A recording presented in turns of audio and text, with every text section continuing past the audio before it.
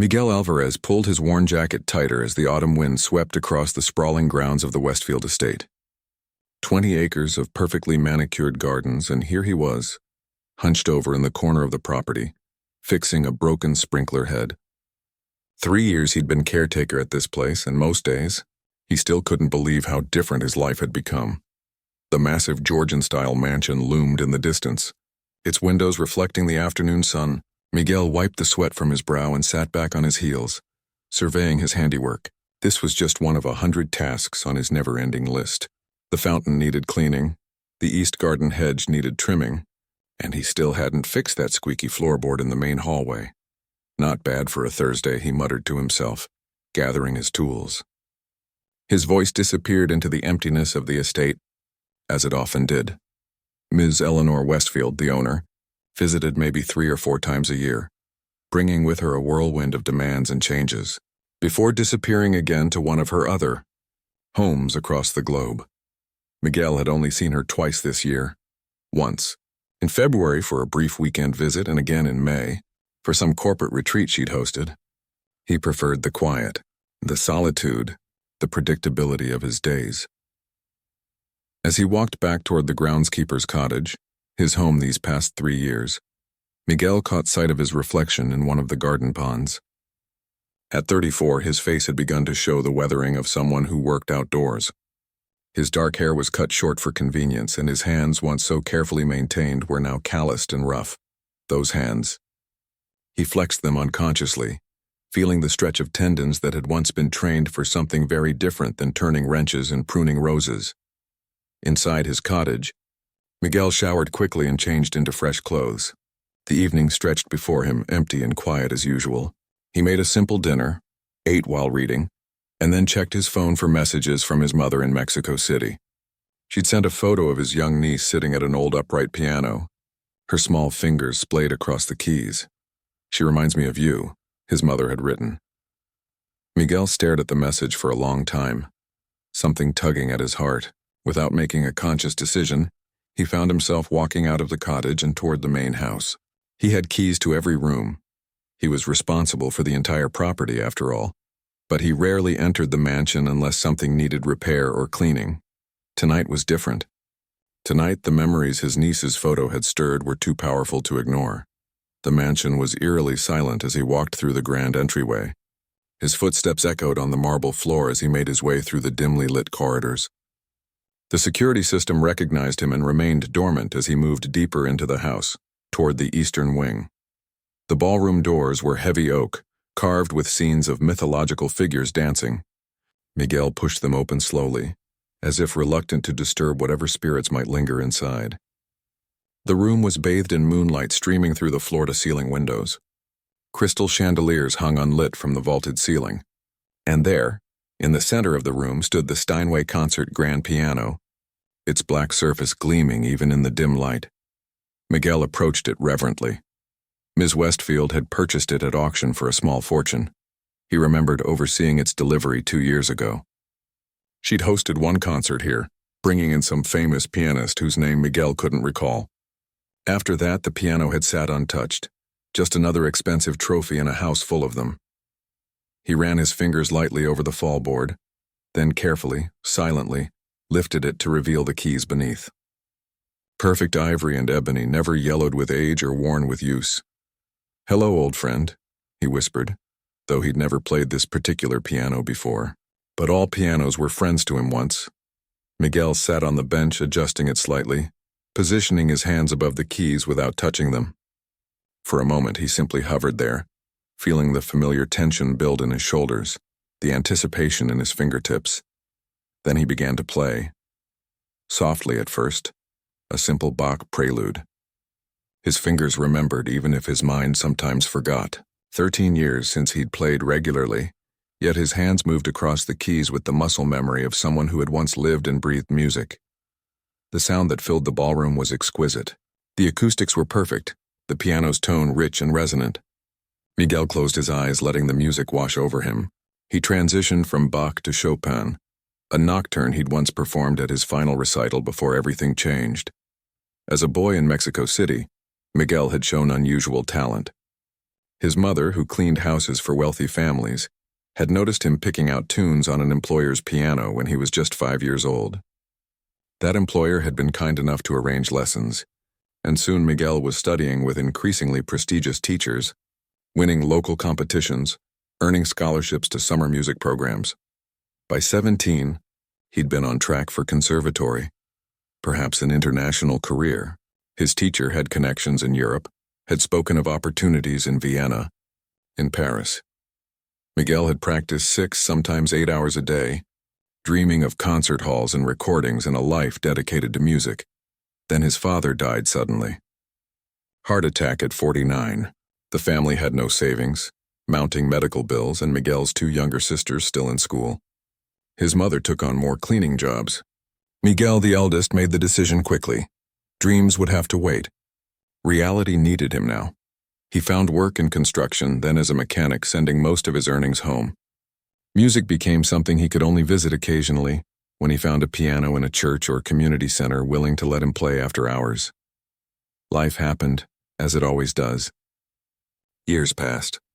Miguel moved to the United States seeking better opportunities. He worked hard, sent money home, watched his sisters graduate. One became a nurse, the other a teacher. His mother was proud but often said, "You gave up too much for us, Miguel." But what choice had there been? Some dreams had to be sacrificed. That was just life. The caretaker position at the Westfield estate had seemed like a blessing when it appeared. Live-in accommodations, good pay, and a job that required his various skills: plumbing, electrical work, gardening, basic repairs. The isolation suited him. He'd never been particularly social. What he hadn't expected was the piano, this magnificent instrument that now sang beneath his fingers as he moved from Chopin to Debussy, Clair de Lune filling the moonlit ballroom like it had been composed for exactly this moment. For nearly 2 hours, Miguel played everything he could remember. Sometimes he stumbled over passages, his technique rusty from disuse, but more often than not, the music flowed through him as if those 13 years had never passed. As if he were still that boy with dreams of concert halls. When he finally stopped, his shirt was damp with sweat, and his fingers trembled slightly. The silence that followed seemed almost holy. He lowered the fallboard gently and stood, suddenly aware of how long he'd been playing. It was past midnight now. Better get some sleep, he murmured to himself. Early start tomorrow. But he knew he would return to this room, to this piano. Perhaps not tomorrow. Perhaps not even this week. But he would come back. The music had reawakened something in him that couldn't be easily put to rest again. As Miguel walked back to his cottage through the dark garden, he felt lighter somehow. The estate around him was the same trees, the same paths, the same stars overhead, but something fundamental had shifted inside him. For years, he'd thought of himself primarily as his job, the caretaker, the handyman, the person who fixed things and kept the grounds running smoothly. Tonight, for a brief time, he had remembered he was something else too. Something that could never really be forgotten or abandoned no matter how many years passed. He was a musician. Always had been, always would be. Back in his small cottage, Miguel looked at his calloused hands. They were the hands of a working man now, not the carefully maintained instruments of a pianist. But tonight they had remembered their purpose, had connected him to a part of himself he'd tucked away for too long. He sat on the edge of his bed, suddenly exhausted, but too wired to sleep. He opened his laptop and did something he hadn't done in years. He searched for piano tutorials and exercises. If he was going to play again, even if just for himself, even if just in stolen moments when the mansion was empty, he wanted to rebuild what he'd lost. As he finally drifted off to sleep, Miguel's mind filled with music, his fingers twitching slightly against the bedsheets, playing phantom melodies. For the first time in a long time, he fell asleep thinking not about tomorrow's repair list or the upcoming seasonal maintenance schedule, but about Rachmaninoff's Prelude in C-sharp minor, and whether his hands could still stretch to reach those impossible chords. What he didn't know, couldn't possibly know, was that in just a few weeks, those hands, that music, would change the course of his life in ways he couldn't imagine. Miguel's secret piano sessions became a lifeline over the next few weeks. 3 or 4 nights a week he would slip into the mansion's ballroom and play for an hour or two, always careful to arrive late and leave no trace of his presence. Each time his fingers grew more confident, his technique sharper. He began to remember pieces he thought he'd forgotten forever. On this particular Friday morning, however, Miguel had no time to think about music. His phone had woken him at 5:30 with a text from Ms. Westfield's personal assistant. Ms. W. arriving tonight with guests. Weekend party? Full staff needed. Details follow. By 6, Miguel was already making calls to the cleaning service that helped on such occasions. By 7, he was walking the grounds, making mental notes of everything that needed immediate attention. The fountain in the main courtyard had some algae growth. The guest house linens needed changing. The pool needed checking. Just breathe, he reminded himself, creating a mental checklist. He'd handled these surprise visits before. Ms. Westfield was demanding but not unreasonable, and she always tipped generously after her events. Still, the timing was unfortunate. Just last night he'd been working on a particularly challenging section of Liszt's La Campanella, and he'd been looking forward to conquering it tonight. Now, instead of piano keys, he'd be handling wine glasses and making sure the caterers had everything they needed.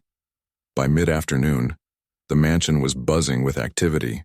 The cleaning crew had finished the main areas and moved on to the guest rooms. The catering team was setting up in the kitchen. A bartending service was arranging bottles in the main salon. Miguel oversaw it all, checking details, answering questions, solving small problems before they became big ones. At precisely 6:30 p.m., the sound of car engines on the gravel driveway announced the arrival of Ms. Westfield and her entourage. Miguel straightened his collar and went to the main entrance, assuming his professional stance, attentive but not overly familiar. Eleanor Westfield stepped out of the lead car, a sleek black Bentley. At 48, she commanded attention without effort. Her dark hair was cut in an expensive bob, and even after the 3-hour drive from the city, her tailored outfit showed no wrinkles. Behind her came a stream of equally well-dressed people, laughing and talking as they stretched their legs. Miguel. Ms. Westfield nodded as she passed him. It was the most acknowledgement he typically received. Everything ready? Yes, ma'am. The staff is in place and dinner will be served at 8 as your assistant requested. Good. She paused briefly. We'll be 10 for dinner and at least 15 more joining after for drinks. Some may stay over, so have all guest rooms ready. Already done, Miguel assured her. She gave him another nod, almost a smile, then continued into the house, her friends trailing behind her. Miguel caught fragments of their conversation, something about a business merger, someone's divorce, an upcoming charity auction. The next few hours passed in a blur of activity.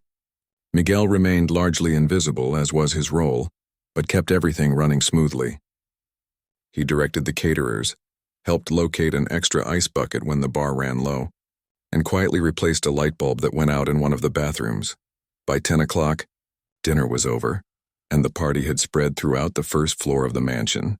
More guests had arrived, filling the rooms with the buzz of conversation and laughter. The bar was busy, and someone had connected their phone to the house sound system, playing a mix of jazz and current hits. Miguel was in the kitchen, helping the caterers organize dessert trays when he heard the piano. Just a few notes at first, tentative and clumsy, then a stumbling attempt at what might have been Heart and Soul. His heart jumped into his throat. Someone was playing the Steinway. He excused himself and moved quickly through the house, following the sound to the ballroom. The double doors stood open and a small group had gathered inside. The room had been mostly ignored until now, being separate from the main party areas.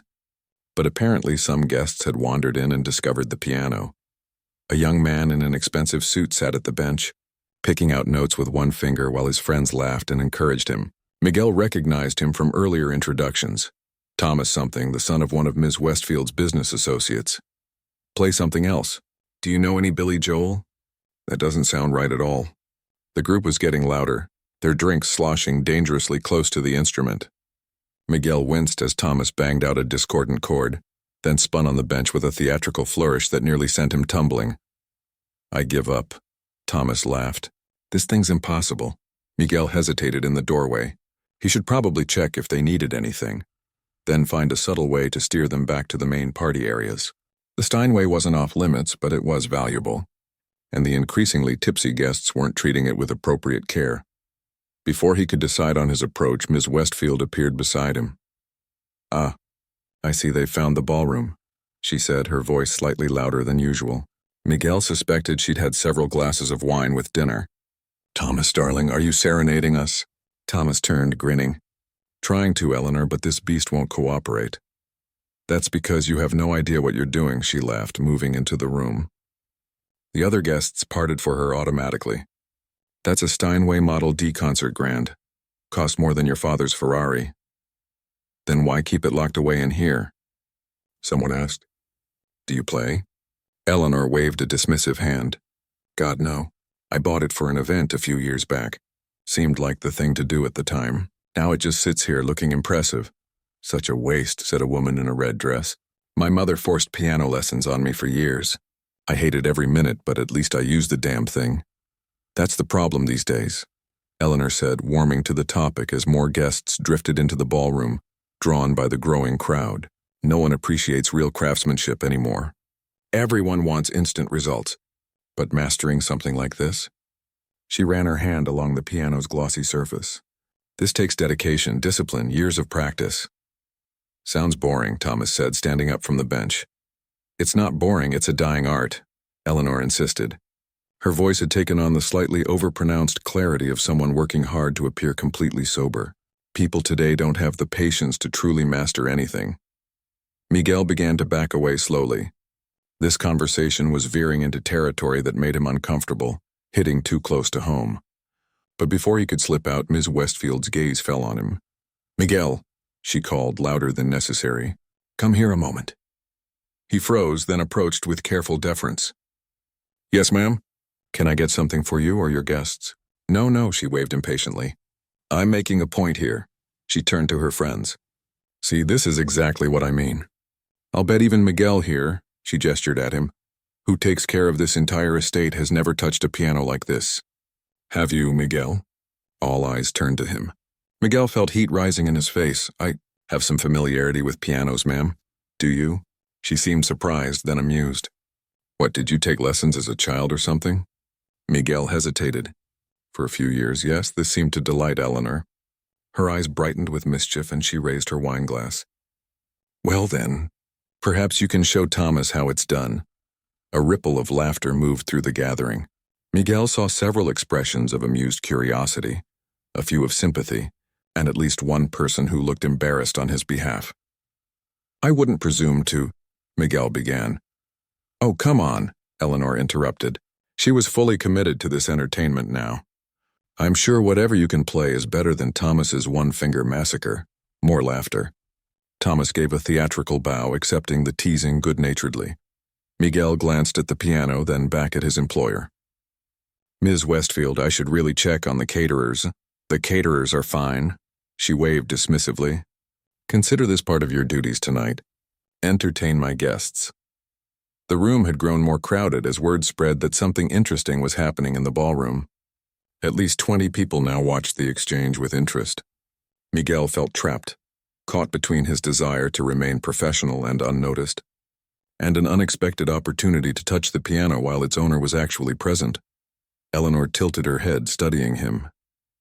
Then her voice lowered to a dramatic stage whisper that nonetheless carried to everyone in the room. "Tell you what, Miguel, if you can play that piano, really play it, not just peck out chopsticks, I'll marry you." The room erupted in laughter and exclamations. Someone let out a whoop. Eleanor grinned, pleased with the reaction. "Eleanor!" The woman in the red dress gasped, half scandalized, half amused. "You can't just propose to your staff." "Why not?" Eleanor shrugged, enjoying herself immensely. "It's my house, my piano, my rules." She looked back at Miguel, raising her wine glass in a mock toast. "What do you say, caretaker? Care to take me up on my offer?" The room quieted, all eyes on Miguel. He looked at the piano, then at the crowd of wealthy strangers watching him with varying degrees of amusement and curiosity. In that moment, something shifted inside him. Maybe it was pride, maybe it was the weeks of secret practice, or maybe it was simply the absurdity of the situation. Whatever the reason, Miguel straightened his shoulders, gave a small, dignified nod, and said quietly, "If you wish, ma'am." He walked to the piano bench and sat down, adjusting it slightly as the party guests watched in anticipation of what they assumed would be an awkward but entertaining interlude in their evening. Miguel took a deep breath, placed his hands on the keys, and began to play. A hush fell over the room as Miguel's fingers hovered above the keys. The party guests exchanged glances, some smirking, others looking slightly uncomfortable at Eleanor's challenge. In the brief moment before he began to play, Miguel closed his eyes and took a deep breath.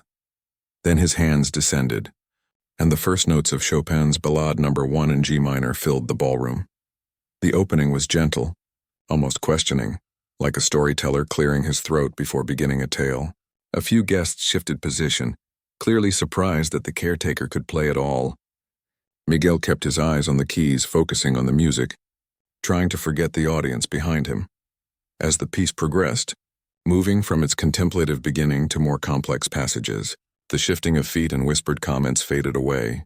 The melody flowed from Miguel's fingers with growing confidence. This was a piece he'd played countless times in his youth, one that had been part of his final recital before he'd given up his dreams of becoming a concert pianist. His hands remembered. Even after all these years, they remembered. The ballroom's acoustics were perfect, allowing the notes to soar and echo. Miguel felt himself relaxing into the music, his earlier embarrassment melting away. The Steinway responded to his touch beautifully, its rich tone making even the quietest passages sing. As he moved into the more demanding sections of the piece, his technique returned to him like a long-lost friend. His left hand handled the complex bass patterns, while his right brought out the melody with nuance and expression. The years of working with tools had strengthened his hands in different ways, but they were still capable of the delicacy and precision the music demanded. Miguel dared to glance up briefly, and was startled by what he saw. The amused smiles and patronizing looks had vanished. Instead, the guests stood transfixed, some with mouths slightly open, others with eyes closed, swaying gently to the music. Eleanor Westfield stood at the front of the group, her wineglass frozen halfway to her lips, her expression one of complete disbelief. Encouraged, Miguel returned his attention to the piano and gave himself fully to the performance. The piece built in intensity, requiring increasingly rapid scales and arpeggios. His fingers flew across the keys, muscle memory taking over where conscious thought couldn't keep up. As he approached the climactic section, he felt sweat beading on his forehead, but his hands remained steady. The final moments of the ballade were a tempest of emotion and technical challenges. Miguel leaned into the keyboard, his body moving with the music as the piece reached its thunderous conclusion. The last chord rang out, echoing through the ballroom, and then there was silence. Complete, stunned silence. Miguel sat still, hands resting on the keys, breathing heavily. For a moment he forgot where he was, lost in the familiar post-performance days he hadn't experienced in over a decade. Then reality came crashing back as someone in the crowd began to applaud. Others joined in immediately, the applause growing into a storm that matched the intensity of the piece he'd just played. Miguel stood and turned to face the room, feeling oddly detached from himself, as if he were watching the scene from somewhere else. Eleanor Westfield had not moved.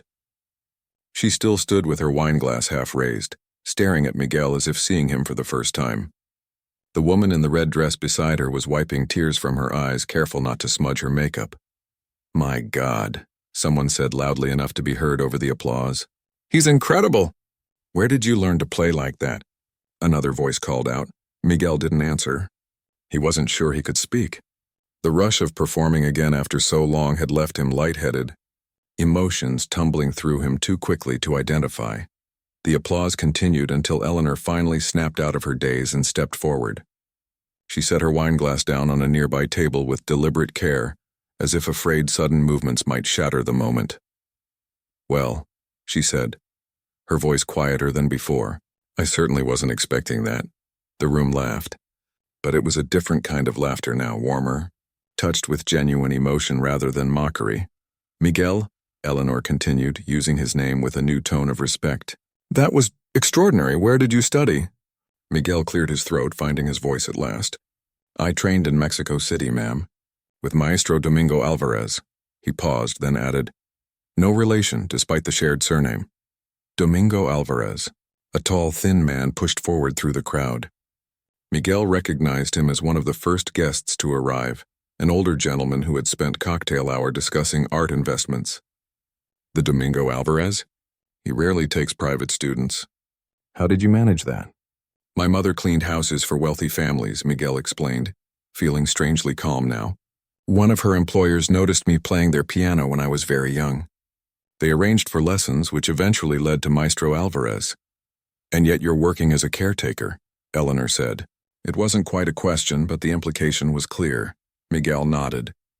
Life takes unexpected turns, ma'am. A new voice called from the back of the room, play something else.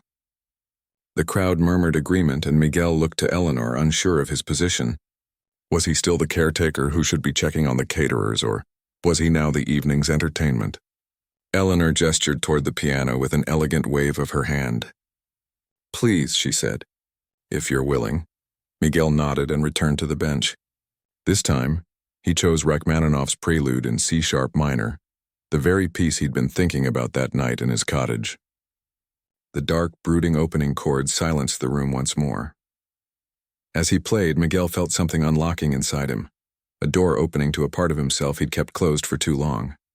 The music poured out of him, no longer just remembered notes, but genuine expression.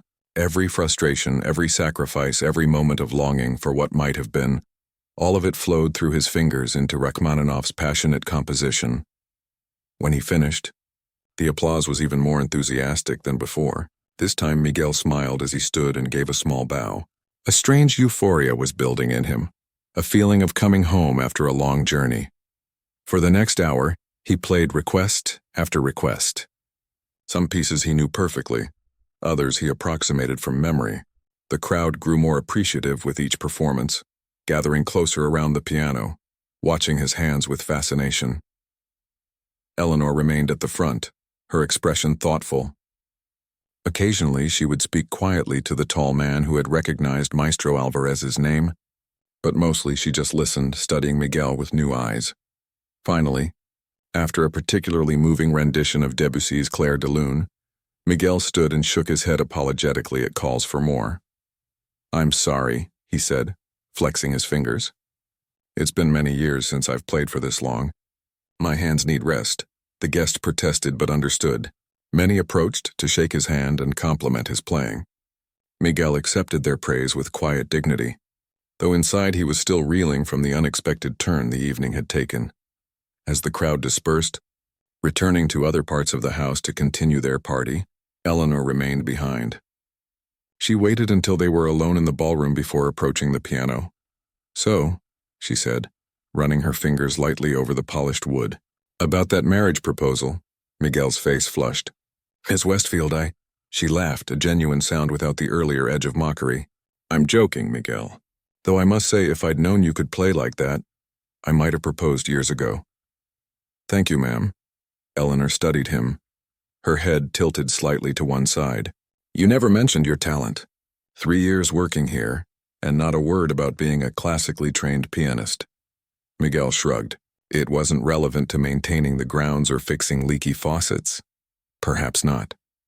She paused, then asked directly, Why did you stop? You clearly had extraordinary training and ability. Miguel hesitated, unaccustomed to sharing personal details with his employer. But the events of the evening had shifted something between them, and he found himself answering honestly. My father died when I was 17. Heart attack. Unexpected. There were medical bills, and my mother and sisters needed support. He shook his head slightly. Dreams are wonderful, but they don't put food on the table. Eleanor nodded slowly, absorbing this. And yet you've kept up your skills remarkably well for someone who supposedly gave it all up. Miguel couldn't quite meet her eyes. I practice sometimes, here. Her eyebrows rose. On this piano? He nodded, bracing himself for her reaction. At night, when the house is empty. I've been careful not to disturb anything. To his surprise, Eleanor smiled. Well, that explains why the piano has stayed in such good condition. I'd assumed the tuner I hired last year was just exceptionally thorough. She walked to one of the ballroom's windows, looking out at the dark gardens beyond. When she spoke again, her voice had changed, becoming more businesslike. Miguel, I'm hosting a charity event next month, a fundraiser for arts education in underserved communities. She turned back to face him. I'd like you to perform. He stared at her, certain he had misheard. Ma'am? As a paid musician, not as staff, she clarified. We'll bring in extra help for your regular duties that day. Miguel opened his mouth, then closed it again, unsure how to respond. Unless you'd rather keep your talent hidden, Eleanor added, watching him closely. No, Miguel took a deep breath. I would be honored, ma'am. Eleanor nodded, satisfied. Good. We'll discuss details tomorrow. For now, I should get back to my guests. She moved toward the door, then paused. And Miguel? Feel free to use the piano whenever you wish. No more sneaking around at midnight. With that, she was gone, leaving Miguel alone in the ballroom with the Steinway, and a head spinning with possibilities he hadn't allowed himself to consider in years. News of Miguel's unexpected talent spread quickly. By Sunday morning, as the last of Eleanor's weekend guests departed, videos of his performance had already circulated among their social circles. Someone had filmed his playing on their phone, and the footage, though shaky and with less than perfect audio, clearly showcased his remarkable skill. Miguel tried to return to his normal routine on Monday, but something had fundamentally changed. The groundskeeper from the neighboring estate stopped by, mentioning he'd heard about quite a show on Friday night. The cleaning staff who came to help with the post-party tidying asked if he would play something for them during their lunch break. Even the delivery man who brought packages to the estate twice a week commented, "So you're the piano guy everyone's talking about." It was strange and somewhat uncomfortable to be suddenly visible after years of being essentially background scenery. Miguel wasn't sure how to feel about it all. On Tuesday afternoon, Eleanor returned to the estate alone, earlier than Miguel had expected. He was trimming hedges near the main house when her Bentley pulled up the drive. She spotted him immediately and walked over, her heels sinking slightly into the manicured lawn. "Miguel," she called. "A word, please." He set down his shears and followed her into the house, trying to read her expression. She led him not to her office as he expected, but to the ballroom. The Steinway stood exactly as he had left it 3 nights ago. Eleanor gestured to a chair near the piano. "Please sit." Miguel did so, perching on the edge of the seat, still wearing his work gloves. Eleanor remained standing, pacing slowly around the piano. "I've been making calls," she began. "About you. About your background." Miguel's stomach tightened. "Ma'am?" "Nothing sinister," she assured him with a slight smile. "Musical inquiries. I spoke with several people who know Maestro Alvarez. He's retired now, living in Spain, but his former colleagues remember him speaking of a particularly gifted student from Mexico City, a young man who disappeared from the music scene rather suddenly, just when he was being considered for international competitions." Miguel looked down at his gloved hands. "That was a long time ago." "Not so long," Eleanor countered. She stopped pacing and faced him directly. "Why didn't you ever try to go back to it? After your family was stable, I mean." He hadn't expected such a personal question. After a moment's hesitation, he answered honestly, "By the time my sisters finished school and my mother was financially secure, nearly 6 years had passed. In the classical music world, that's an eternity. Other young talents had emerged. My hands had changed from manual labor and—" He paused, searching for words. Sometimes, when you convince yourself that a door is closed, it's easier to walk away than to keep checking if it might still open. Eleanor nodded thoughtfully. "Well, it seems the door wasn't as firmly closed as you thought." She reached into her handbag and pulled out a small stack of papers. "I have some calls for you to return. People who are interested in speaking with you about music." Miguel stared at the papers she handed him. There were at least 10 names, some with prestigious conservatory affiliations noted beside them. "I don't understand," he said, genuinely confused. "What did you tell these people?" Eleanor sat on the piano bench, absently running her fingers over the keys without pressing them. "I told them I had discovered an extraordinary pianist who deserved attention. I may have shared the video. Video?" Miguel looked up sharply. "Don't worry, you look magnificent in it," Eleanor said with a dismissive wave. "The lighting in here is excellent, and the camera angle was quite flattering." Miguel shook his head, trying to process everything. "Ms. Westfield, I appreciate your enthusiasm, but I'm your caretaker. I have responsibilities here. The spring planting needs to start next week, and the pool will need opening soon, and—" Yes, she interrupted. "And we can hire assistants for all of that. Miguel, do you realize what's happening here? You're being offered a second chance at the life you gave up." The directness of her statement silenced him. "Now," she continued, "all business. about the charity event next month. I've moved some things around. It's now going to be a proper concert, not just background music during cocktails. We'll use the ballroom, of course. I'm thinking we'll seat about 60 people. Very exclusive, very expensive tickets. She smiled, warming to her plan. All proceeds to music education programs. It's perfect, Miguel's head was spinning. Ms. Westfield, I haven't performed publicly in over 15 years. One good night playing for a room of tipsy party guests doesn't mean I'm ready for a formal concert. Then get ready, she said simply.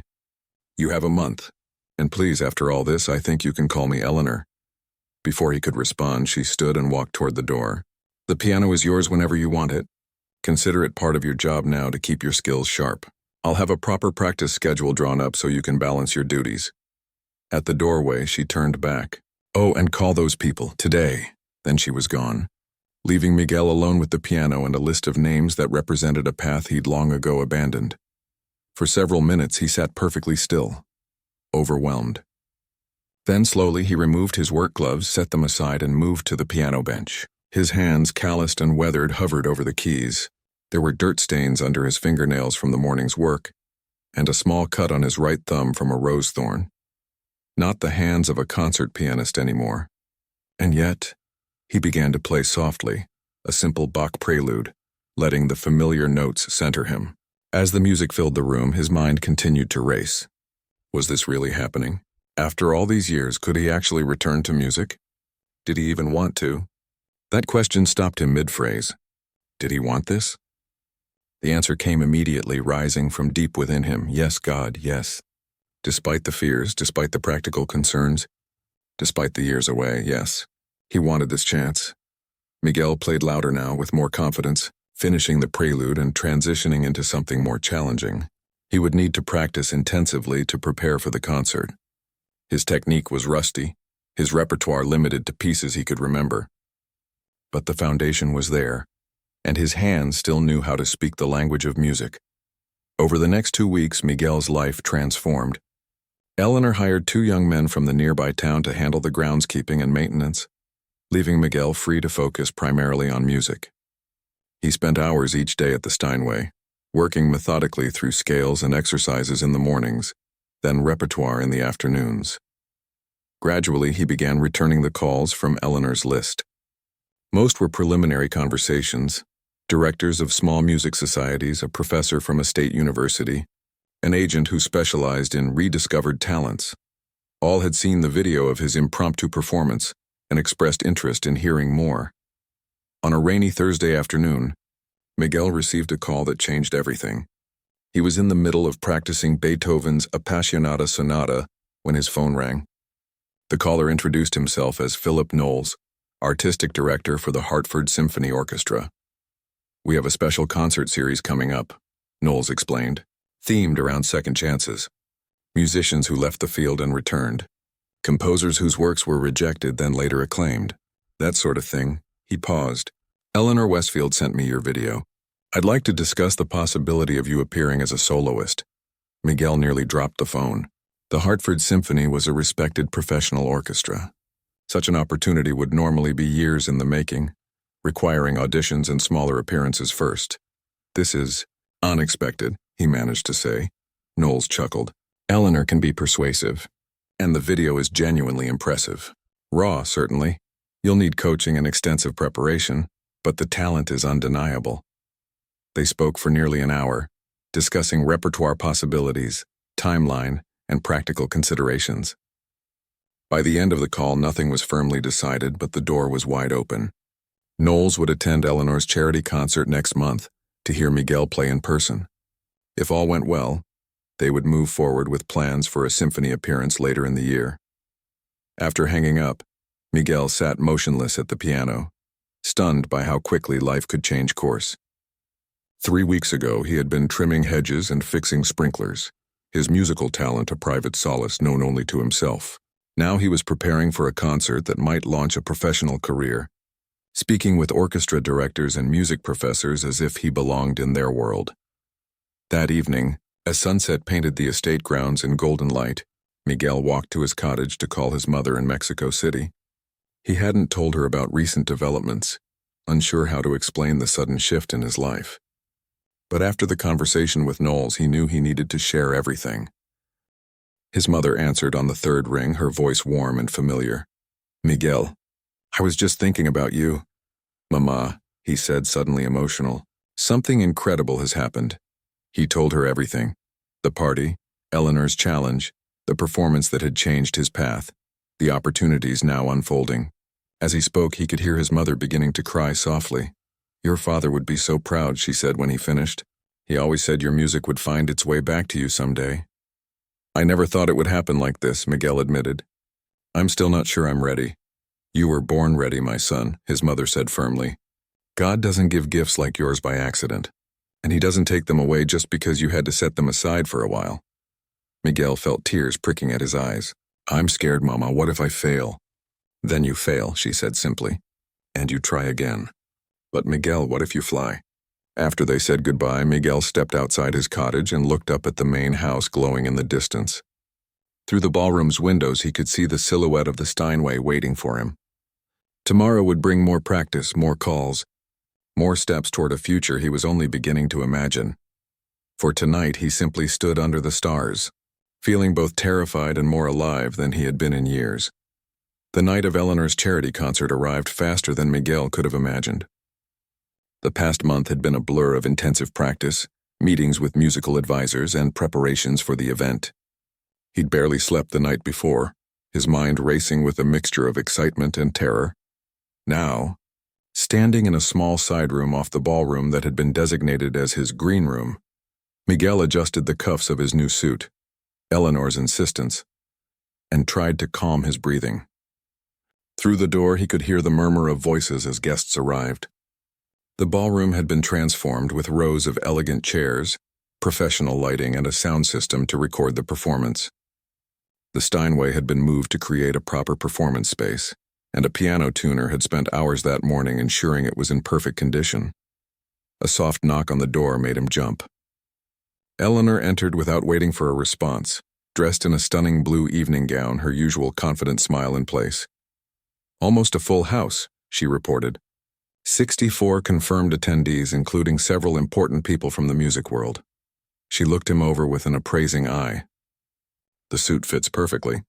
How are you feeling?" Miguel forced a smile. "Like I might throw up," Eleanor laughed. "Perfectly normal. All the great performers get nervous." She placed a hand on his shoulder.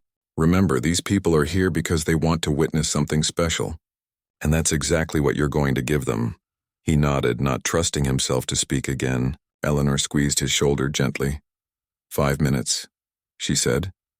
And then she was gone, leaving Miguel alone with his thoughts once more. He closed his eyes and ran through the program in his mind. He'd chosen pieces that showcased different aspects of his playing. Bach for precision and clarity, Chopin for emotion and expression, Beethoven for power and dynamism. The final piece would be Rachmaninoff's Piano Concerto No. 2. First movement, ambitious, perhaps overly so. But Miguel had wanted to challenge himself, to prove he could still handle the most demanding repertoire. Another knock, and one of the event staff peeked in. "They're ready for you, Mr. Alvarez." Taking a deep breath, Miguel straightened his shoulders and walked toward the door. As he entered the ballroom, the buzz of conversation died away, replaced by polite applause. The room was larger than he remembered, the audience more numerous. Soft lighting illuminated the Steinway, making it gleam like a black diamond against the backdrop of the elegantly decorated space. Miguel scanned the crowd quickly as he made his way to the piano. He recognized some faces from Eleanor's party, including the tall man who had known Maestro Alvarez. Philip Knowles from the Hartford Symphony was seated in the third row, his expression attentive. And there, in the front row beside Eleanor, was a surprise that nearly stopped Miguel in his tracks. His mother, dressed in her finest outfit, smiling through tears already forming in her eyes. Eleanor must have arranged for her to fly in for the concert. The realization both touched and terrified Miguel. His mother had never heard him play in such a formal setting before. He hadn't performed for her at all since he was 17. Reaching the piano, Miguel gave a small bow to the audience, then seated himself at the bench. The room was utterly silent now, the weight of expectation almost tangible. He placed his hands on the keys, took one final steadying breath, and began to play. The Bach flowed from his fingers with precision and clarity. Despite his nerves, Miguel found himself relaxing into the familiar patterns of the music. His hours of practice paid off as he navigated the complex counterpoint with growing confidence. When the piece concluded, the applause was warm and appreciative. The Chopin Ballade, the same one he'd played at the party, came next. This time, Miguel played it with even greater emotional depth, each phrase shaped with care, each dynamic shift perfectly calibrated. He was no longer simply reproducing notes from memory.